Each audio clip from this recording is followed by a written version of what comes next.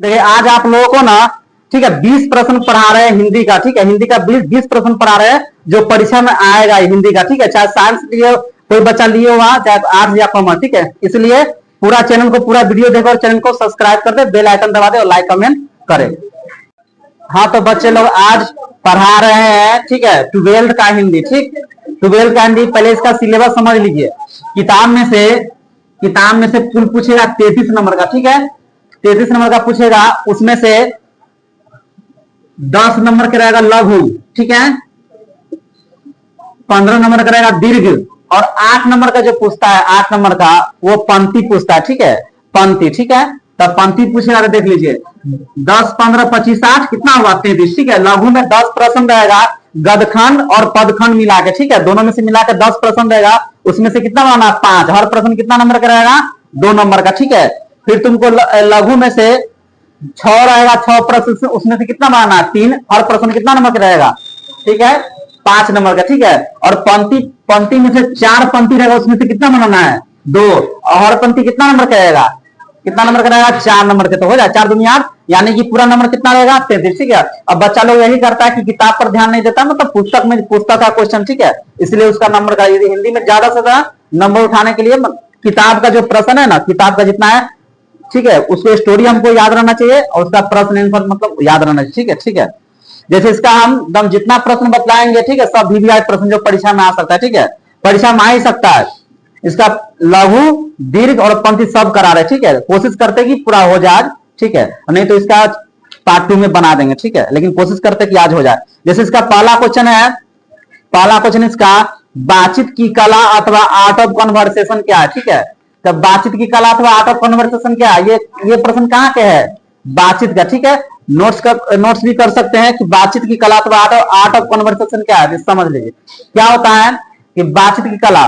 तो इसका आंसर कैसे लिखेंगे कि बातचीत की कला का अर्थ है कि बात करने की कला, मतलब आर्ट ऑफ कन्वर्सेशन का अर्थ होता है कि बातचीत करने की कला, मतलब भाषण देने की कला, बोलने की कला। ठीक है, और बोलकर, भाषण देकर किसी व्यक्ति को, किसी समूह को अपनी ओर आकर्षित करना। ठीक है, जैसे बड़े बड़े नेता लोग करते हैं ना कि उसको भाषण देने का कला रहता है, तो जिस नेता में वो गुण होता है, बातचीत करने की कला होता है, यानी कि उसको भाषण देने की कला होता है, वो लाखों लोगों को एक साथ आकर्षित अपनी ओर कर सकता है। ठीक है, जैसे कि कोई नेता, जैसे कि प्रधानमंत्री मोदी हुआ तो भाषण अच्छा देता है, अच्छा देते हैं ना। जैसे कि योगी जी हुआ तो वो भी अच्छा भाषण देते हैं। जो व्यक्ति में अच्छा भाषण देने की कला है वो पब्लिक से ना डायरेक्ट मतलब किसे संवाद कर सकते हैं। ठीक है, तब बातचीत कला का अर्थ होता है कि बोलने की कला, भाषण देने की कला, जिसके कारण वो समूह को प्रभावित करता है, समूह को अपनी ओर खींचता है, अपनी ओर लाता है। ठीक है,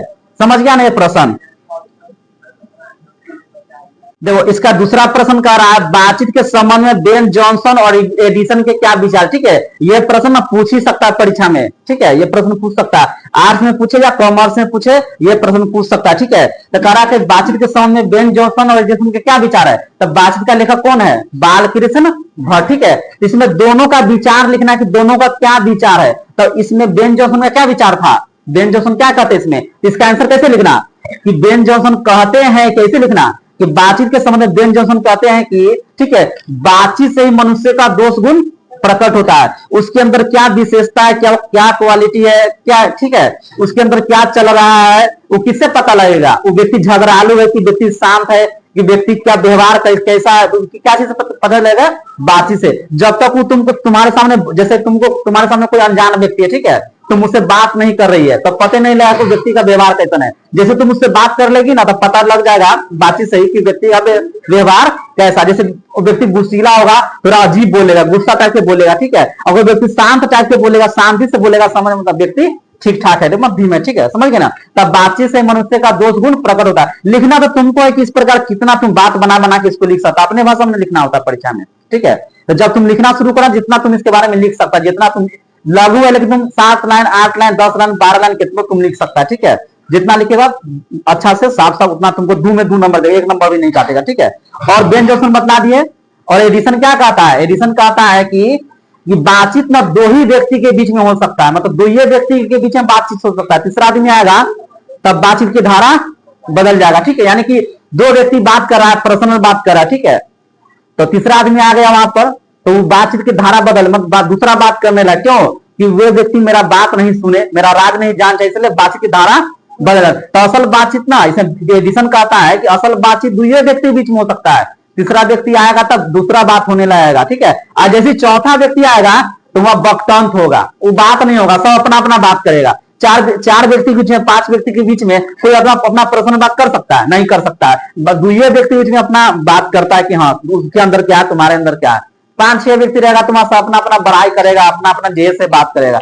समझ गए ना एडिशन क्या कर रहा है? समझ गए। इसका अगला क्वेश्चन है, देखो अगला क्वेश्चन है लहना सिंह कौन थे? तो लहना सिंह कौन था? कि कौन, किस कहानी का कुछ प्रश्न है उसने कहा था? इसका लेखक कौन है? चंद्रधर शर्मा गुलेरिया ना। जब इस प्रकार का तुमको प्रश्न है कि लहना सिंह कौन था, तो लहना सिंह के बारे में लिखना है ना कि लहना सिंह कौन था। तो लहना सिंह कौन था? तो लहना सिंह उसने कहा था, कहानी का क्या है? हीरो है, मतलब नायक, मतलब हीरो होता, ठीक है। वो क्या थे? तो जर्मनी की लड़ाई में लड़ने जाने वाले 77 सिख राइफल्स के क्या थे? जमदार थे। जमदार पद पर होता है, ठीक है। मतलब पद होता है, जमदार होता है, हवलदार होता है, ठीक है, कर्नल होता है। तो उसी प्रकार जमदार एक पद होता है इतना। और तुम इसके बारे में लिख सकता है कि लहना सिंह कौन था? लहना सिंह एक ऐसा व्यक्ति था, ऐसा नायक था जिसने अपना वादा पूरा करने के लिए अपने जान तक गवा दिया था, ठीक है ना, गवा दिया था। जो उससे जो जिससे लड़की से उसका था, मतलब किसे बचपन से दोस्ती था, प्रेम था, उसी के लिए अपना जान दिया। तो लड़की बोली थी कि तुम मेरे पति और बेटा की रक्षा करना ना। तो जाता युद्ध में, तब उसके लिए मतलब अपना जान को जोखिम में डालता और जान भी गवा देता। मतलब उसके पति और बेटा पर जो गोली लगने वाला रहता वो मतलब खुद पर खा लेता, ठीक है। तो समझ गया लहना सिंह कौन था? तो जमदार था, ठीक है। और तुमको जब हालांकि गेस उस पेपर में थोड़ा ही आंसर दे ले, थोड़ा सा आंसर दे ले, तू खाली जमदार था, लेकिन तुमको उतना नहीं, उतना पर तो एको नंबर नहीं देगा। तुमको लिखना पड़ेगा ना तू क्या किए, मतलब उस लड़की के लिए क्या किए, ठीक है। वो लड़की बोली उसके लिए क्या किए, ठीक ना। तो सब तुमको लिखना पड़ेगा। तुम जितना बात बनाएगा 7-8 लाइन तुमको लिखना होगा, तब तुमको 2 में 2 नंबर देगा, ठीक है। देखो इसका चौथा क्वेश्चन है, अर्धनारीश्वर की कल्पना क्यों की गई है ना, करा अर्धनारीश्वर की कल्पना क्यों की गई होगी, ठीक है। अर्धनारीश्वर, ठीक है, की कल्पना क्यों की गई होगी, ठीक है, क्यों की गई होगी, है ना, करा क्यों की गई होगी, ठीक है। तो अर्धनारीश्वर के लेखक कौन है? रामधारी सिंह दिनकर, यही ना है। तो इसमें तुमको जब ये प्रश्न पूछ सकता है, कभी नहीं पूछा, ठीक ना। तो कल्पना क्यों की गई होगी? तो इसका लेखक है रामधारी सिंह दिनकर। मतलब इसमें ना जो दिनकर जी है ना, जो रविन्द्रनाथ टैगोर है, प्रेमचंद है, या जयशंकर प्रसाद को ना, मतलब उसको ना क्या आलोचना किया, आलोचना को उनको ना थोड़ा गलत साबित करने की कोशिश की कि जो उनका राय जो था नारी के बारे में वो अच्छा नहीं था। तो अर्धनारीश्वर नाम क्यों रखा चित्र के दिनकर जी? क्योंकि तुम्हें फोटो देखे तो शंकर जी के, शिव भगवान के, तो आधा फोटो रहता है शिव भगवान के, आधा फोटो रहता है पार्वती माता के, ना रहता है, पार्वती जी के फोटो रहता है। तो उसमें क्या कहता है दिनकर जी कि जो नारी को भी ना, जो नारी है, महिला है समाज में, उसको भी ना पुरुष के समान अधिकार प्राप्त होना चाहिए, और पुरुष के समान भी उसका अधिकार है, ठीक है। वो भी उसको भी ईश्वर ने बनाया, ठीक है ना, पुरुष को भी ईश्वर बनाया, महिला को भी ईश्वर ने बनाया। और जब शंकर जी, जब हमारे हिंदू धर्म में जब शंकर जी उसको आधा अर्धनारीश्वर कहते हैं कि मेरा आधा अंग है नारी, तो हम लोग क्यों उसके साथ अति भेदभाव करने वाले, अति मतलब उसके साथ क्या भेदभाव करने वाले, उसको कम नीचा समझने वाले, नारी को नीचा थोड़ा समझाया था समाज के अनुसार कि नारी को घर में रहना चाहिए, ठीक है। इसलिए फोटो को दर्शाया गया, ठीक ना। इसमें इसका आंसर लिखना कि इसमें दिनकर जी कहते हैं कि समाज में महिलाओं को भी, ठीक है, पुरुष के समान अधिकार मिलना चाहिए। क्योंकि जब हम देखते हैं, चित्र में देखते हैं, जिसमें एक आधांग नारी और आधांग पुरुष का होता है, ठीक है। जिसमें एक पैर में बाकी छाल है ना रहता है, दूसरे पैर में क्या होता है? जालीदार साड़ी, ठीक है ना रहता है, ठीक है। फिर रहता है तुमको एक आंख सुरमई और दूसरा क्या? विकराल। तो विकराल किसका आंख रहता है? शंकर जी के। और रसमई किसका आंख रहता है? पार्वती जी के, है ना, ठीक है। एक हाथ में त्रिशूल लिख सकता है, दूसरे हाथ में फूल लिख सकता है, ठीक है। तुम अपना हिसाब से तुम उसको लिख सकता है, यही ना आंसर में, ठीक है। तो जब इसमें समान अधिकार दिनकर जी कहे देने के लिए, तो उनका सोच था ना नारी के प्रति अच्छा था, इसीलिए वो कल्पना की। कल्पना मतलब फिक्शन होता, मतलब मन में सोचे बात, ठीक है, कि महिला के साथ भेदभाव नहीं करना चाहिए। समझ गया ना प्रश्न?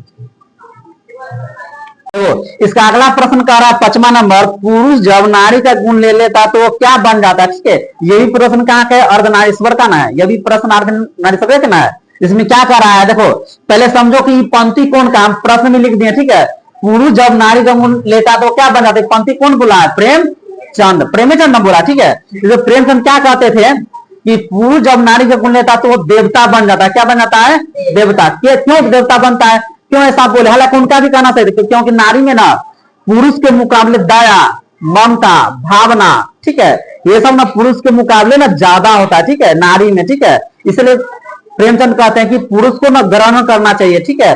पुरुष में जो कठोरता की मात्रा ज्यादा होता है वो कैसे दूर होगा, नारी का गुण लेगा तो, नारी का गुण लेगा तो पुरुष के लिए बढ़िया है, क्योंकि पुरुष में दया आएगा, ममता आएगा, भावना आएगा, दूसरे के प्रति दयालु होगा। लेकिन जब एक नारी जब पुरुष का गुण लेगा तो वो क्या बन जाएगा, राक्षसी बन जाएगा, ये ना करा मतलब राक्षसी हो जाएगा।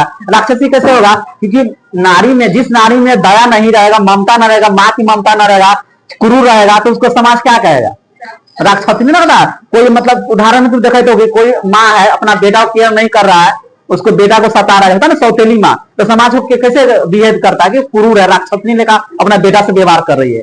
माँ माँ होता, सौतेला रहे चाहे अपना रहे, लेकिन सौतेली माँ ना देखे तो समाज में अपना अपन बेटा लेखा उसको नहीं मानेगा, ये सच्चाई है, ठीक है।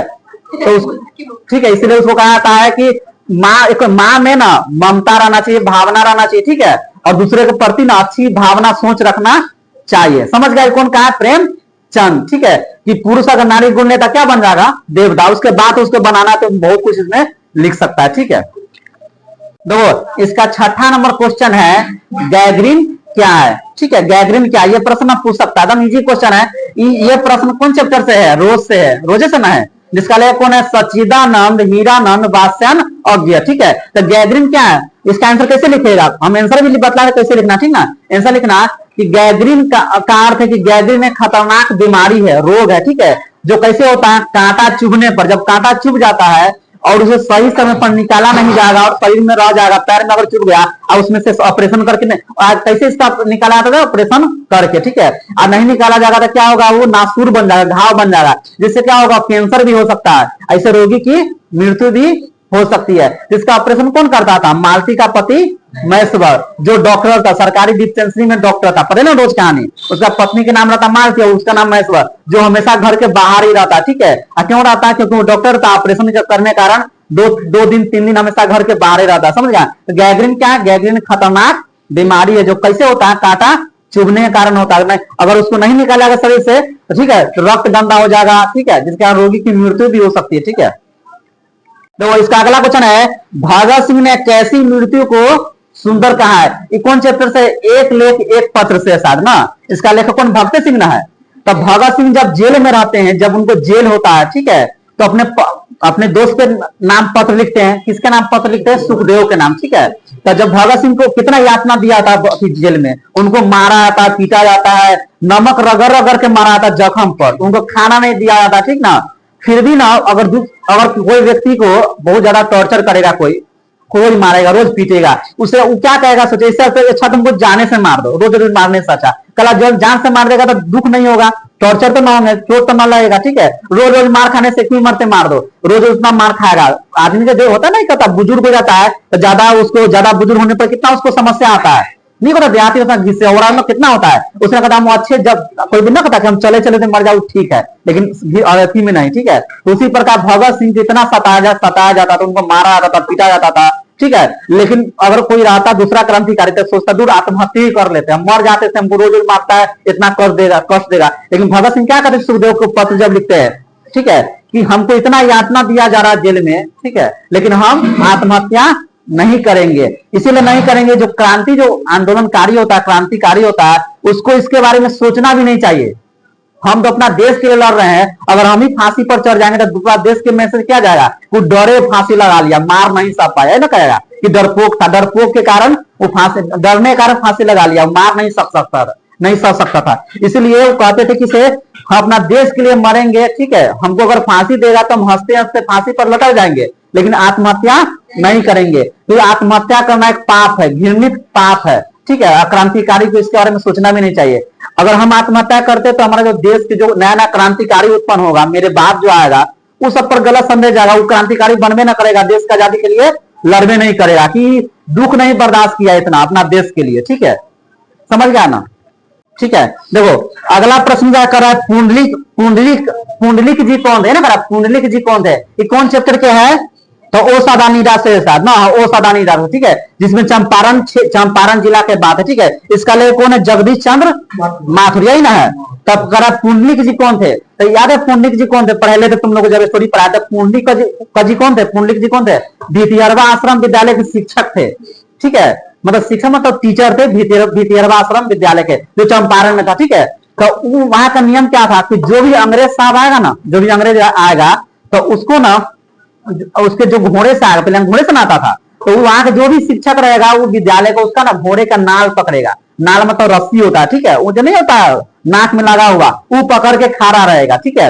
और अंग्रेज आएगा आराम से कुर्सी पर बैठेगा, और जो शिक्षक रहेगा उसका घोड़े का नाल पकड़ेगा। लेकिन पुंडलिक जी ने ऐसा नहीं किया, ठीक है। जब आया एमन साहब, अंग्रेज का नाम था एमन साहब, एक अंग्रेज था, एमन साहब जब आया तो उसका घोड़े का नाल नहीं पकड़ा, ठीक है। तो क्या कहते हैं पुंडलिक जी कि मैंने यह निर्भकता मतलब निडरता कहां से सीखा था, तो गांधी जी से।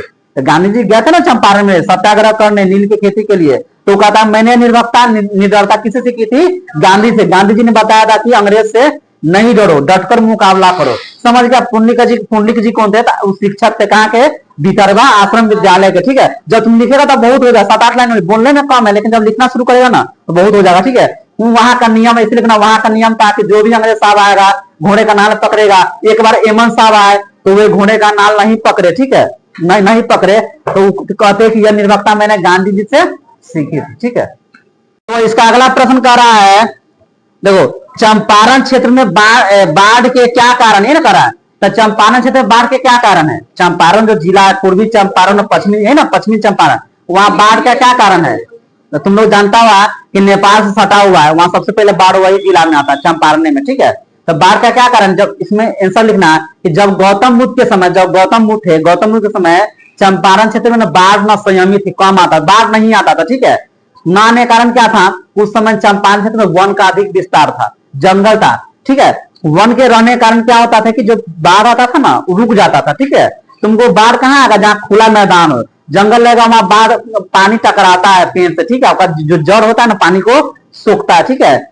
उसमें नदियां था, मसान था, सिकराना था, ठीक है, इस नदी था उस समय चंपारण क्षेत्र में बहता था। लेकिन जैसे ही समय आगे बढ़ता गया, आगे आधुनिकता आता गया, तो इंसान अपना खेती के लिए, ठीक है, घर बनाने के लिए वो क्या करेगा, बने के जंगले के ना काटेगा, जंगल खत्म हो गया, वन खत्म हो गया, और सीधे जो बाढ़ आता है सीधे डायरेक्ट चंपारण को दहा देता है। क्यों दहाता है कि वहां वन का कमी हो गया, वन को काटा गया, मानव ने अपना स्वार्थ के लिए वन को काट दिया, इस कारण बहुत बाढ़ आता है। अब पहले तो अच्छा खासा जंगल था, वन था, तो बाढ़ नहीं आता था, ठीक है, समझ गया नहीं।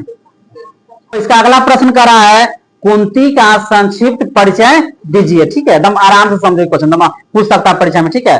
तो इस चैप्टर पढ़ाएगा तुम लोग को याद ही होगा, ठीक है। तो कुंती का संक्षिप्त परिचय माने क्या कि कौन चैप्टर से है, तो सिपाही की मां से। इसका लेखक कौन है, मोहन दास है ना। जब इसका आंसर लिखना तो कैसे लिखना, कुंती कौन थी पहले समझो, कुंती कौन थे, बिस्नी की पड़ोसन थी, यानी बिस्नी कौन थी, तो माना की माँ थी, तो वो बिस्नी की पड़ोसन का नाम क्या था, कुंती, ऐसे लिखना, ठीक है। जब एक दिन बिस्नी कुंती के पास जाती है, वो पड़ोसन तो जबे ना करेगा, तो कुंती उससे क्या पूछती है, क्या तुमने अपने पुत्री के लिए, यानी मुन्नी का, पुत्री का नाम मुन्नी रहता है और बेटा का नाम मानक रहता है, तो पूछती है कुंती, क्या तुमने अपनी पुत्री के लिए घर वर देखा कि नहीं। घर वर देख मतलब कहने का अर्थ क्या है कि लड़का देखने की बात कर रहा था, कि वो शादी करने योग्य हो गई थी, ठीक है। तो बिस्नी क्या जवाब देती है, देखो इसमें सिर्फ कह रहा है कि क्या करा, कुंती का संक्षिप्त परिचय दीजिए, तो देखिए लाइन में कुंती कौन थी, बिस्नी की पड़ोसन थी, उतना ही थोड़ी ना लिखना तुमको कौन सा 7-8 लाइन लिखना, 10 लाइन लिखना, ठीक ना। तो समझ गए। तो पूछती है क्या कुंती, क्या तुमने अपनी मुन्नी के लिए, बेटी के लिए घर वर देखा कि नहीं। ये सब बिस्नी जवाब देती, क्या देती है कि मेरे घर में कोई कमाने वाला नहीं है, ठीक है। जब मानक कमा के आएगा तो ही ना कुछ होगा। जब मानक तो सिपाही वहां गया, लड़ने गया युद्ध में, सिपाही बन गया, फौजी बन गया, ठीक है, घर में कमाने वाला नहीं, पैसा रहेगा तब ना शादी ब्याह होगा, ठीक है। देखा सुनिए कौन काम करता है, लड़का करता है, ठीक है। तो वो कमा के आएगा तब ना बहन के लिए रिश्ता देखेगा, ये ना कहता उसमें, ठीक है। वो उसी पर पूरा निर्भर है, मान के वो पूरा घर निर्भर है, गरीब है तो कहां से देखा सुनी करेगा या लड़का देखेगा, समझ गए। और वो भी कहती है कि लोगों के हाथ आजकल कितने बड़े हुए तुम जानती हो, ठीक है। दहेज की बात करते लोग कितना आजकल दहेज मांगता है ना, इसलिए वो कहती है, ठीक है। देखो इसका अगला प्रश्न कर रहा है, बिस्नी मानव को लड़ाई में क्यों भेजती है? यानी बिस्नी मानव को लड़ाई में क्यों भेजती है? यही चैप्टर में क्या है, सिपाही की माँ से, जिसका लेखक है मोहन डाकेता, क्यों भेजती है?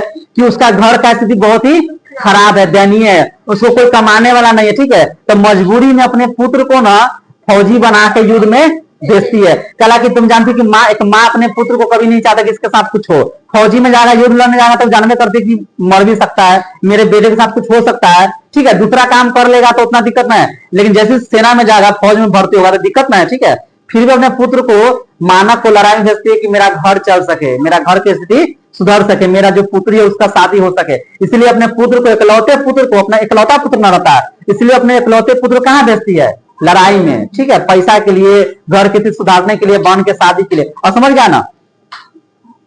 देखो अगला क्वेश्चन करा, तिरिस क्या है? कहानी में किसका प्रतीक है? इसका कौन पाठ से तिरिस है? इसका लेखक ने उदय प्रकाश ही ना करा। तुम लोग हम जब चैप्टर पढ़ाए थे तुम लोग को तिरिस चैप्टर, उसमें क्या रहता है? लेखक के पिताजी रहते हैं, जैसे बाजार जाते, कोर्ट कचहरी जाते हैं, तो उनके साथ कितना अमानवीय व्यवहार होता है, उनके साथ उनको कितना सताया जाता है, उनको पागल कहा जाता है, पुलिस को जेल में धरवा दिया जाता है, पागल कहा जाता है, ठीक है। तो वो कहते हैं इसमें कि तिरिस क्या है? तिरिस कोई विषैला जंतु नहीं, हालांकि जहां लेखा का घर रहता है वहां पर एक विषैला जंतु का नाम तिरिस रहता है, ठीक है, जिसको काटने से इंसान की मृत्यु हो जाती है। लेकिन लेखक क्या कहता है? तिरिस क्या है? तो तिरिस क्या है? कोई विषैला जंतु नहीं, बल्कि वो जानवर से भी खतरनाक क्या है? मानव का व्यवहार है, मानव का सोच है कि मानव अपने व्यवहार से दूसरे व्यक्ति को कितना चोट पहुंचा सकता है, ठीक है। वो व्यक्ति जब उनके पिताजी बाजार जाते हैं कचहरी में, तो अपने पहनावा में जाते हैं, धोती कुर्ता पहन के आते हैं, उनके साथ कितना बेकार व्यवहार होता है, उनको कितना सताया जाता है, उनको टोका जाता है, ठीक है, उनको पागल पागल बोला जाता है। गांव के आदमी सीधा नहीं रहेगा, सिंपल बन के गांव के आदमी जाएगा शहर में, तो ठीक है। तो कह रहा है इसमें लेखक उदय प्रकाश कि तिरिस क्या है? तो मानव का जो तिरिस से भी खराब मानव का व्यवहार है, हिंसक प्रवृत्ति है। समझ गया ना? देखो इसका अगला प्रश्न करा है, मानव और सिपाही एक दूसरे को क्यों मारना चाहते हैं? ठीक है, क्यों मारना चाहते हैं? यही मोहन डाके से सिपाही की मां से है। क्यों मारना चाहते? तुम लोग को पढ़ाए हुए हैं कि जब उसकी माँ जो बिस्नी स्वप्न देखती है कि मेरे पुत्र को दुश्मन सिपाही पीछा कर रहा है, ठीक है, तो भाग के अपने माँ के गोद में आ जाता है, गोदे में आता है, ठीक है, पास आ जाता है, दुश्मन सिपाही भी उसको पीछा करते उसके पास आता है, ठीक है। क्या होता है कि दुश्मन सिपाही उसको मारना चाहता, क्यों? कि मानव को उसको कहीं हर्ट किया होगा, उसको चोट पहुंचाया होगा, ठीक है, दोनों में लड़ाई होता है, इसलिए वो अपना इसको मारना चाहता है। किसको मारा? मानव को, दुश्मन सिपाही। मानव को भी गुस्सा आ जाता है, ये भी खड़ा होता मारने के लिए, ठीक है, कि मैं भी तुम्हें मारूंगा, तब ना उसकी माँ रोकती है कि नहीं बेटा इसे मत मारो, इसकी माँ होगी, इसका भी, इसका भी पत्नी होगी, पुत्र होगा, इसका भी परिवार होगा, जैसे मैं तुम्हारी माँ, इसका भी माँ होगी, ठीक है, इसीलिए इसे नहीं मारो। समझ गया ना? क्यों एक दूसरे को मारना चाहते? दोनों जो दुश्मन सिपाही था मारवे ना करेगा एक दूसरे के, ठीक है। तो इसका अगला प्रश्न कर रहा है, पुत्र को छौना कहने का क्या भाव छुपा है? ये ना करा है जो पदखंड का है, कौन चैप्टर का है? पुत्र वियोग का, जिसका लेखिका कौन है? सुभद्रा कुमारी चौहान, ठीक है। तो छौना में, छौना का अर्थ क्या होता है? ठीक है, हिरण का बच्चा या सावों को क्या कहा जाता है? छौना, ये ना कहता है। तो इसमें लेखिका कहती है कि जिस प्रकार, ठीक है, हिरण के बच्चा को कहा जाता है छौना, छौना बहुत ही प्यारा होता है, कोमल होता है, उसी प्रकार लेखिका का पुत्र भी कोमल और प्यारा था। एक माँ के लिए भी अपना पुत्र, ठीक है, कोमल और प्यारा होता है, ठीक है, उसको मतलब पुत्र जो होता है, पुत्र के लिए माँ क्या क्या करती है, ठीक है, अपने जो प्यारा रहेगा बच्चा था, सबसे माँ को सबसे ज्यादा किससे लगाव रहता है? पुत्र से, ठीक है। सबसे देखो एगो बात तुम लोग को बतला दे, जो तुम लोग को सोचना चाहिए, मतलब समझना चाहिए कि देखो माँ, ठीक है ना, एक महिला जो होती है उसका जब विवाह होता है, ठीक है ना, विवाह होता है तो वो अपना पति में, जैसे अपने पुत्र में ना अपना पति का अंश देखती है, ठीक है। एक लड़का जो होता है ना, पुरुष जो होता है ना, तो अपना पुत्री में अपने उसकी पत्नी का अंश देखता है। इसलिए तुम लोग समाज में सुनता हो कि बाप ज्यादा बेटी को मानता है, माँ ज्यादा बेटा को मानता है। ये नेचुरल चीज है, ठीक ना, होता है नेचुरल चीज है, ठीक ना, क्योंकि लड़का जो होता है ना, लड़का जो पत्नी का रूप देखता है अपना बेटी में, ठीक है, जो माँ होती है एक लड़की होता है ना, अपना जो, ठीक है, अपना जो पति का रूप देखता अपना पुत्र में, ठीक है, इसलिए मानता है, और कोई बात नहीं है, ठीक ना, ऐसी सच्चाई भी है। देखो अगला प्रश्न क्या है इसमें, करा भ्रष्टाचार की जड़ क्या? ठीक है, ये मॉडल पेपर क्वेश्चन पूछ सकता, ठीक है, भ्रष्टाचार का जड़ क्या है? ये संपूर्ण क्रांति से लिया गया है। कहां से लिया गया है? संपूर्ण क्रांति से, ठीक है, जिसका लेखक कौन है? जयप्रकाश नारायण। तो इसमें क्या कहते हैं, जो जेपी, जो जयप्रकाश नारायण क्या कहते हैं कि आज हमारा देश जब आजाद हुआ, आजादी मिला, स्वराज मिला, इसे जेपी थोड़ा भी खुश नहीं थे। क्यों खुश नहीं थे? कि उस समय बहुत ही चारों तरफ भ्रष्टाचार, घुसखोरी, ठीक है, महंगाई सब बढ़ गया था। जैसे अंग्रेज का शासन था भारत में, अंग्रेज शासन कर रहा था, उस समय वही स्थिति था। और जब देश आजाद हुआ तो सब कम न होना चाहिए, ठीक है। तो लगातार महंगाई बढ़ते जा रहा था, लोगों के पास काम नहीं था, चारों तरफ घुसखोरी था, नौकरशाह हावी था। इसीलिए वो कह रहे थे कि भ्रष्टाचार की जड़ कौन है? नौकरशाह। जो नौकरशाह जो होता है, अफसर होता है, वो अपना काम सही से नहीं करता, ठीक है। इसी कारण क्या होता है, देश को सही ढंग से नहीं चल रहा है, नहीं चलाया जा सकता। इसलिए मतलब उसको दोष देते, किसको दोष देते हैं? तो नौकर शाह को। समझ गया? तो अगला प्रश्न कराए, हृदय की बात का क्या अर्थ है? यही ना करा, हृदय की बात का क्या अर्थ है? ये कौन चैप्टर से है? तुमुल कुलाल कलम है, जिसका लेखक कौन है? जयशंकर प्रसाद, यही ना है। इसमें कह रहा है, लेखक कहते हैं हृदय की बात का क्या अर्थ है? जब मनुष्य के मस्तिष्क में अनेक ऐसा वातावरण गिर जाता है जो बहुत ही परेशान होता है, कोलाहल नहीं तो जैसे भर जाता है दिमाग मस्तिष्क में, तो उसको क्या चीज आराम देता है? मतलब हृदय की बात नहीं कहता, मनुष्य नहीं कहने में बोलता है सब। जब कहता है कि मनुष्य को ना दिमाग से नहीं, दिल से सोचना चाहिए, हृदय से सोचना चाहिए, तब तो उसका काम ठीक रहेगा, ठीक ना। तो हृदय की बात में तुम्हारा जो हृदय कह रहा है वो बात तुमको आराम देगा। पहला मस्तिष्क में ऐसा चीज, दिमाग ऐसा चीज होता है ना, बहुत सारा गलत गलत बात इसमें भरा रहता है, मस्तिष्क में कोलाहल ज्यादा रहता है। तो तुम दिल से कोई काम करना चाहिए, ठीक ना। और दिमाग से करेगा, दिमाग से तो बहुत कुछ कहते रहता है, कर दो, कर दो, कर दो, गलत गलत बात। इसलिए हमेशा मन से चलना चाहिए आदमी को, ठीक है। समझ गया? तो हृदय की बात उसे आराम देती है। चलो, तो इसमें अगला प्रश्न करा, पुत्र के लिए माँ क्या क्या करती? ठीक है, यही प्रश्न कहां से लिया गया है? पुत्र वियोग से, जिसका लेखिका कौन है? सुभद्रा कुमारी चौहान। तब एक पुत्र के लिए माँ क्या क्या करती है? तो इसमें कह रहा है कि एक पुत्र के लिए माँ वो सब कुछ करती है जो कि माँ को करना चाहिए, ठीक है। कोई भी माँ होगी दुनिया के तो अपना पुत्र के लिए सब कुछ करेगा। जब उसका पुत्र का तबियत खराब रहेगा, ठीक है, हर जगह जाएगी, ठीक है, तो अपने ना लेखिका क्या करती है? अपने पुत्र के लिए मंदिर जाती है, बतासे चढ़ाती है ना, करता है। जिसको डॉक्टर नारियल फोड़ती है, डॉक्टर के यहाँ ले आती है, उसको लोरिया गाती है, लोरिया सुनाती है, ठीक ना, ठीक है। तो कोई भी माँ होगा ना पुत्र के लिए सब कुछ करेगी, ठीक है, चाहे हो जाएगा पाजा हॉस्पिटल में जाती है, वो सब कुछ करेगी, ठीक है।